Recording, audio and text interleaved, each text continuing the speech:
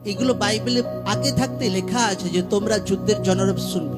একটা জাতি আর একটা জাতির বিরুদ্ধে বিপক্ষ লড়াই করবে, ধর্ম ধর্মের বিরুদ্ধে লড়াই করবে। এইগুলো দুনিয়াতে ঘটবে।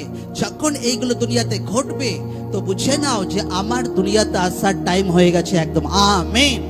এবার লোকরা বলতে পারে প্রভু এটা তো 2000 বছর আগেকার কথা, 2025 বছর আগেকার প্রভু যিশুর বাক্য, তো আজ 2025 বছর হয়ে গেছে, তো এখনো প্রভু যিশু দুনিয়াতে আসেননি।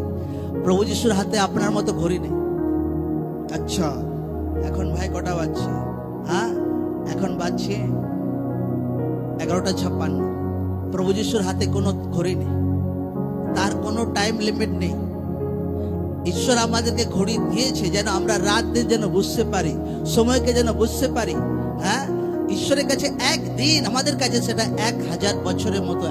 আর যীশু খ্রিস্ট হর এক ব্যক্তির জন্য ধৈর্য আছেন যেন লোকরা সুসমাচারকে শোনে, লোকরা যেন বাক্যকে শোনে, লোকরা যেন মনকে পরিবর্তন করে, আর লোকরা যেন স্বর্গে এন্টার করে প্রভু যীশু জীবিত নামে। তো এই পরিস্থিতিতে যখন দুনিয়া এইভাবে যাচ্ছে তো ঈশ্বরের ইচ্ছা কি?